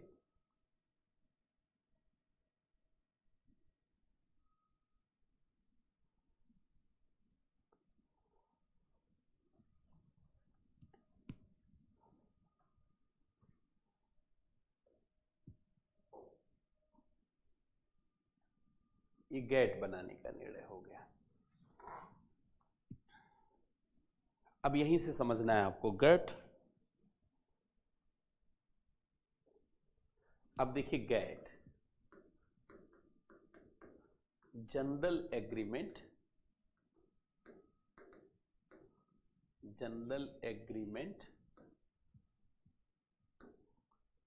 Trade in Tariff.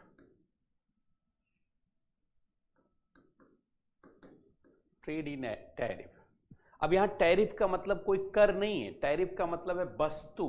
अब देखिए, वस्तु के व्यापार का सामान्य समझौता, वस्तु व्यापार का सामान्य समझौता, वस्तु व्यापार का सामान्य समझौता, general Agreement Trade in tariff, general Agreement Trade in tariff, वस्तु के व्यापार का सामान्य समझौता। अब स्थापना जानते हैं 1947 में, कार्यकारी हुआ 1948, कार्यकारी 1948 से, और इसका कोई वैसा मुख्यालय वगैरह नहीं था, लेकिन गठन हुआ था जेनेवा में।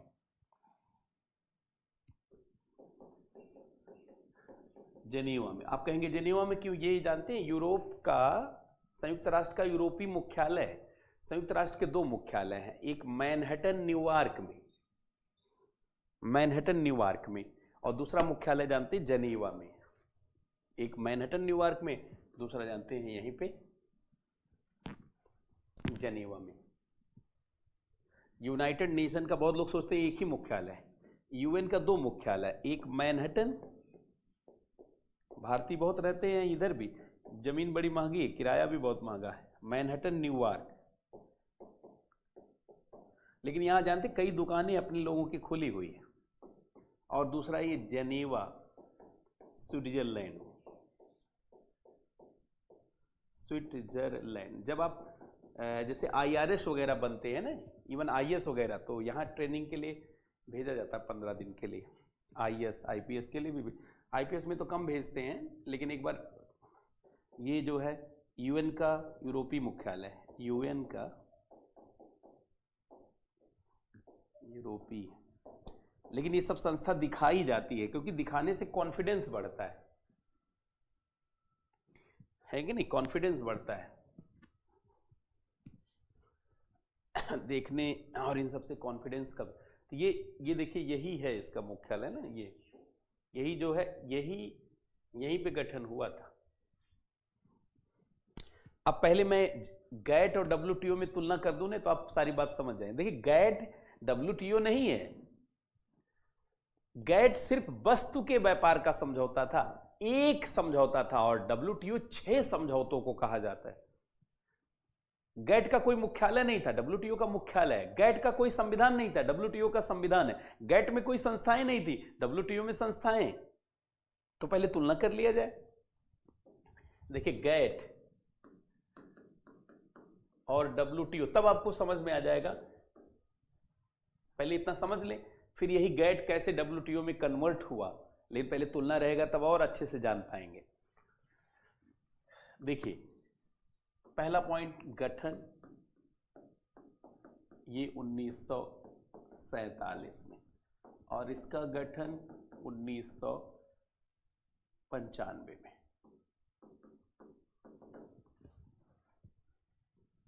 मुख्यालय कोई नहीं, मुख्यालय कोई नहीं, मुख्यालय जेनेवा।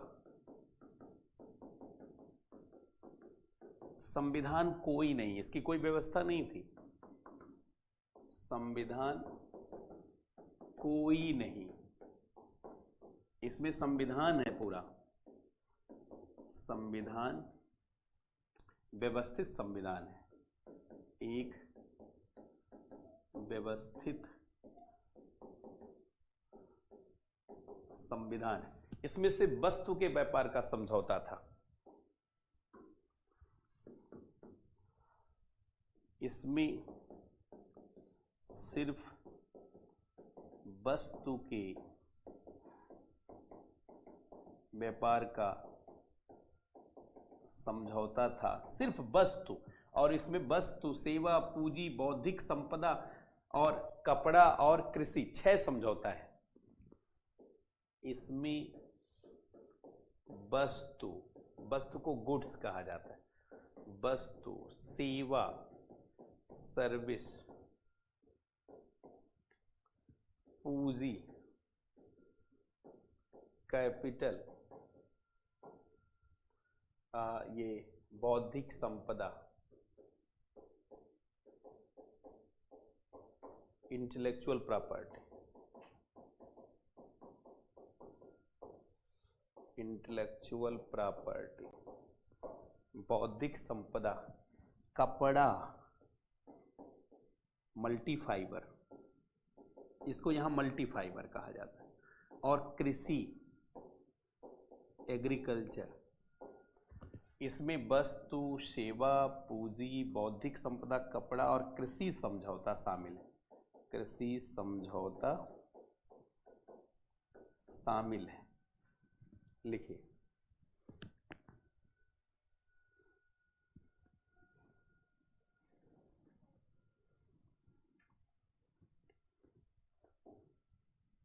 इसमें केवल विकसित देश शामिल थे, मतलब इसमें पूंजीवादी देश शामिल थे, इसमें पूंजीवादी देश शामिल थे। तो उसी के नाते भारत शामिल हो गया था, शामिल थे। इसमें जानते सभी प्रकार के देश शामिल हैं, विकसित, अल्प विकसित, विकासशील। 5वां यहां लिख लीजिए, इसमें सभी प्रकार के, अब तो रूस शामिल है, चीन शामिल है, सारा शामिल है। इसमें विकसित, विकासशील एवं अल्प विकसित, अल्प विकसित सभी प्रकार के देश शामिल हैं, सभी प्रकार के देश शामिल है। इसमें सिर्फ पूंजीवादी देश शामिल है, इसमें सभी प्रकार के देश शामिल हैं।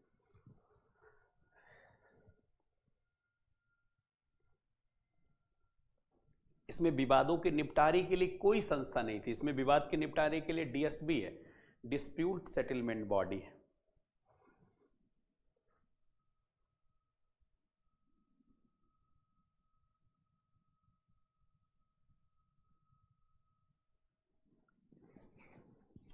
अब देखिए,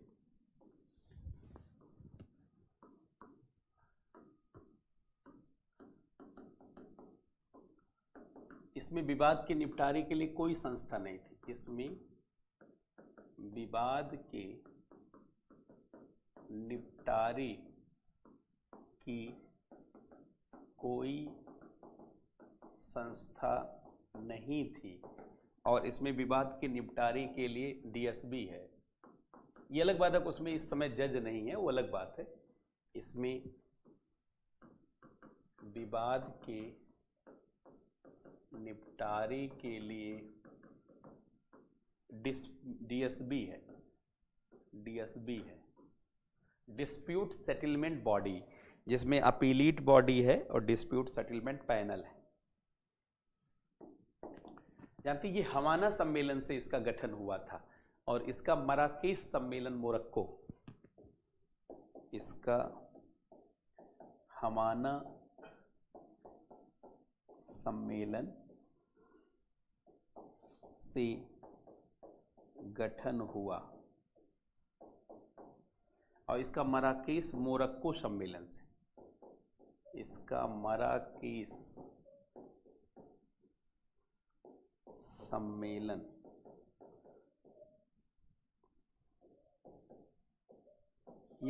ये जानते हैं मराकेश सम्मेलन मोरक्को में है,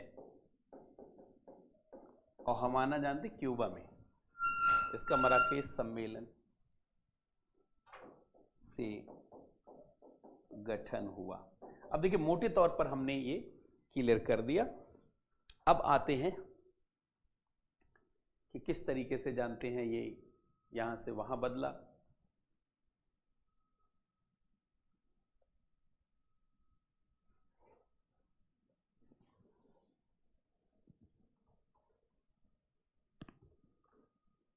ये पहली बात बताएं, यहां तक क्लियर हो गया सबको? डन लिखेंगे जरा।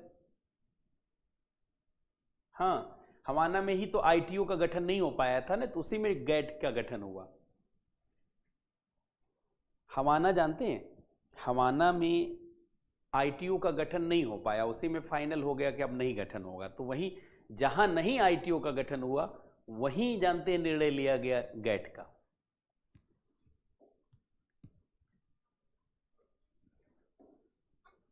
अब देखिए, गैट के 8 राउंड वार्ता हुई। गैट के लिख लीजिएगा लास्ट में स्पेशल नोट करके कि गैट के 8वें दौर में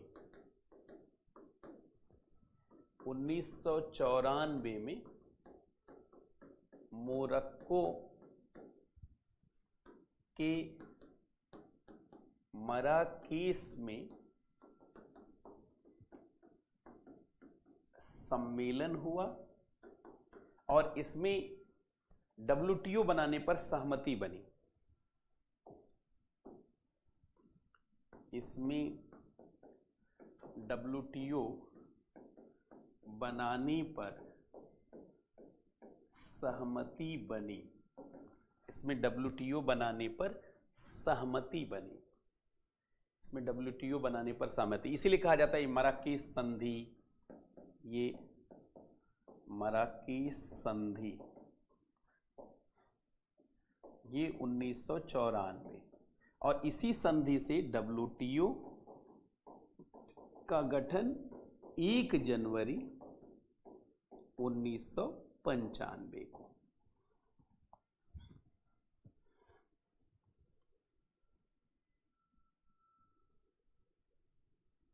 नहीं, बाद में क्या, डब्ल्यूटीओ में 6 एग्रीमेंट है, इसमें तो एक ही एग्रीमेंट था। ये ऐसे कहना नहीं चाहिए कि गैट ही डब्ल्यूटीओ में बदल गया, लेकिन गैट का विस्तार हो गया।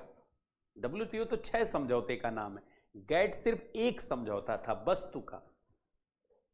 गैट में सिर्फ वस्तुओं का व्यापार होता था, डब्ल्यूटीओ में 6 चीजों का व्यापार है, वो आप देख रहे हैं। यहां तक सबको क्लियर है? इसलिए आप ऐसे शब्दों का प्रयोग ना करें कि यही गैट डब्ल्यूटीओ में बदल गया। मतलब गैट का विस्तार हुआ और डब्ल्यूटीओ संस्था बनी, ये ज्यादा उचित वर्ड है। तो अब देखिए, हम लोगों ने पृष्ठभूमि समझ लिया। ये 2 चीज हो गया, क्या है और पृष्ठभूमि। बात समझ रहे? क्या है और पृष्ठभूमि। अब उद्देश्य सबको पता है, वहां तक पहुंच लिया जाए फटाफट। देखिए, उद्देश्य है विश्व व्यापार का अवसर उत्पन्न करना। विश्व व्यापार का अवसर उत्पन्न करना, विश्व व्यापार का सभी देशों के लिए अवसर उत्पन्न करना, अवसर उत्पन्न करना, विश्व व्यापार का सभी देशों के लिए अवसर उत्पन्न करना, विश्व व्यापार का सभी देशों के लिए अवसर उत्पन्न करना। अब फटाफट इसका योगदान क्या रहा है वो लिख लिया जाए। चुनौतियों से अगली क्लास में करेंगे, जो 1:30 बजे से हम लोग क्लास करेंगे, ताकि WTO आज खत्म कर लें और वो जननांकी तक आ जाए, फिर उसके बाद साइंस टेक की क्लास लेंगे। तो ये हो गया। अब जानते हैं इसका योगदान क्या है, यहां तक पहले आ जाते हैं। चौथा,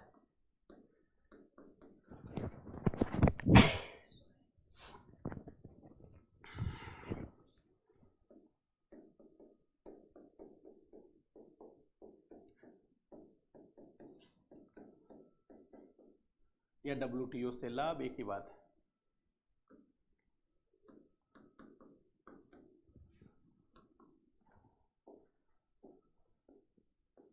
पूरी दुनिया में विश्व व्यापार के लिए अवसर उत्पन्न हुआ है, अवसर उत्पन्न हुआ है। अच्छा, विश्व व्यापार में तमाम प्रकार के जो अवरोध से समाप्त हुए हैं, लगातार काम करता है ना, विश्व व्यापार की अवरोधों को समाप्त करना संभव हुआ है। मतलब देखा जाए तो व्यापार का व्यापक उदारीकरण हुआ है, इसी को कहा जाता है विश्व व्यापार का उदारीकरण, विश्व व्यापार का उदारीकरण।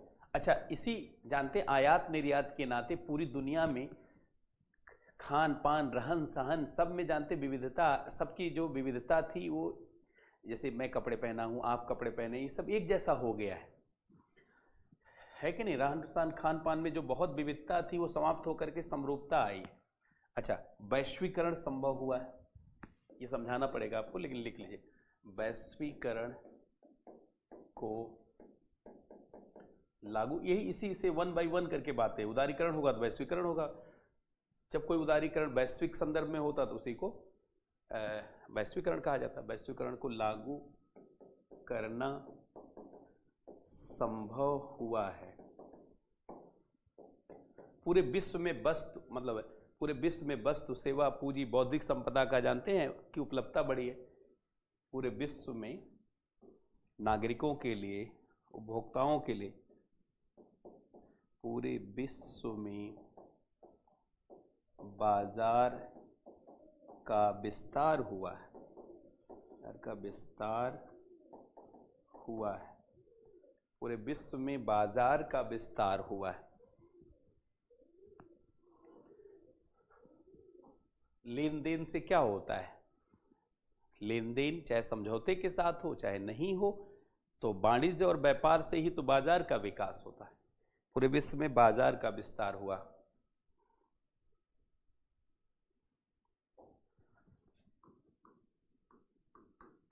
नागरिकों, उपभोक्ताओं, आज आपके पास जो कार है, बहुत बड़ी बड़ी कारें हैं, मोबाइल है, लैपटॉप है, कपड़े हैं, ये सब WTO नहीं होता तो थोड़ी आपके पास होता। नागरिकों, उपभोक्ताओं को अनेक प्रकार की सुविधा प्राप्त हुई, अनेक प्रकार की सुविधा प्राप्त हुई है, अनेक प्रकार की सुविधा। और WTO का हम लोगों को भी बहुत लाभ, देखिए चीन को तो लाभ रहा है, चीन को लाभ हुआ कि उसने सामान बेचा, लेकिन हम लोग जानते हैं हम सेवाओं को पहुंचा पा रहे हैं। खाड़ी के देशों में भारतीय भर गए, पूरी दुनिया में सबसे अधिक जानते हैं रेमिटेंस हमारा है, $100 बिलियन से ज्यादा हो गया इस बार। तो नागरिकों, उपभोक्ताओं को अनेक प्रकार की सुविधा प्राप्त हुई। भारत पूरी दुनिया में भारत, मतलब भारत का नाम ना लिख करके लिखते हैं कि पूरी दुनिया में सेवाओं, सर्विसेज, सेवाओं का विस्तार हुआ है और इसका सबसे अधिक लाभ भारत को हुआ। भारत को जानते सर्विस हब के रूप में देखा जाता है। भारत को ह्यूमन रिसोर्स हब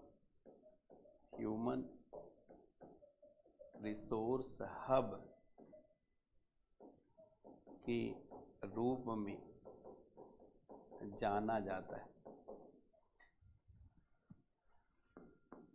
वैश्विक स्तर पर, बहुत अच्छी बात, वैश्विक स्तर पर सांस्कृतिक आदान प्रदान, वेरी गुड, वैश्विक स्तर पर सांस्कृतिक आदान प्रदान की सुविधा प्राप्त हुई है। इसके अलावा जो जीआई टैग है, पेटेंट है, ये सब तो इसी के अंदर होता है ना। तो बौद्धिक संपदा का संरक्षण, बौद्धिक संपदा के संरक्षण को बढ़ावा मिला। 8वां, बौद्धिक संपदा के संरक्षण को बढ़ावा मिला है। पूरी दुनिया में तकनीकी और नवाचार का फैलाव हुआ है। WTO नहीं होता तो आप खोजते कोई चीज, आप बनाते, तभी आपको मिल पाता लाभ। इसके नाते पूरी दुनिया में तो बौद्धिक संपदा के संरक्षण को बढ़ावा मिला है। आज हर सामान कहीं भी बने पूरी दुनिया में तुरंत पहुंच जाता है। इसी के नाते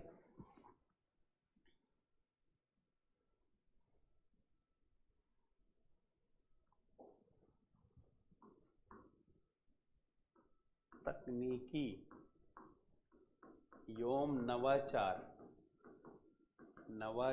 के प्रसार को बढ़ावा मिला है। तकनीकी एवं नवाचार के प्रसार को बढ़ावा मिला है। तकनीकी एवं नवाचार के प्रसार को बढ़ावा मिला है और पूरी दुनिया एक गांव में बदली है। पूरी दुनिया एक गांव के रूप में बदली है। पूरी दुनिया एक गांव के रूप में बदली है।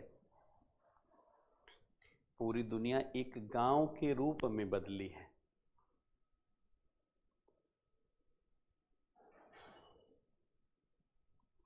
और जानते हैं WTO के कारण जब व्यापार हर देश में इधर उधर हो रहा है तो मूल अधिकार, मानव अधिकारों को भी जानते हैं संरक्षण मिला है।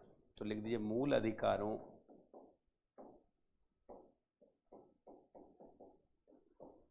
मानव अधिकारों के संरक्षण को बढ़ावा मिला है। मूल अधिकारों, मानव अधिकारों के संरक्षण को बढ़ावा मिला है। तो ये WTO से जानते हैं लाभ है। अब भारत को क्या लाभ है वो अलग से लिखेंगे जब WTO और भारत। तो यहां तक हम लोगों ने कर लिया। अब देखिए यहां ये बाकी है। अब यहां पे चुनौतियां, बाधाएं और भारत और WTO।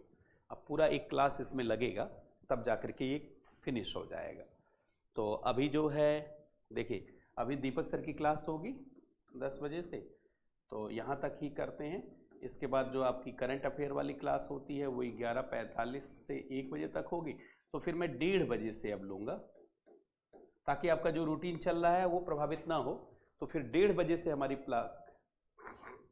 हाँ नहीं, एग्जाम में तो पैराग्राफ वाइज भी लिख सकते हैं और जहाँ पॉइंट वाइज लिखना, देखिए एग्जाम में पैराग्राफ वाइज और पॉइंट वाइज दोनों मिक्स, कहीं कहीं पैराग्राफ भी लिखे, पॉइंट वाइज लिखिए, दोनों का कॉम्बिनेशन सबसे बेटर है। अब 1:30 बजे हम लोग क्लास लेंगे, मतलब आपकी ये क्लास 1:30 बजे हमारी वाली होगी अब मैं अगले में भी इकोनॉमी वाला, यही अगले क्लास में भी इंडियन इकोनॉमी रहेगा, ताकि WTO कंप्लीट कर दे, तब फिर साइंस टेक लेंगे। तो 1:30 बजे पुनः आपसे मिलते हैं, इसी WTO को ताकि फिनिश कर दिया जाए, ठीक है। तो तब तक आप पानी चाय वगैरह पी लीजिए, 10 बजे से अभी पुनः आपकी क्लास है। तो बहुत बहुत धन्यवाद सबको।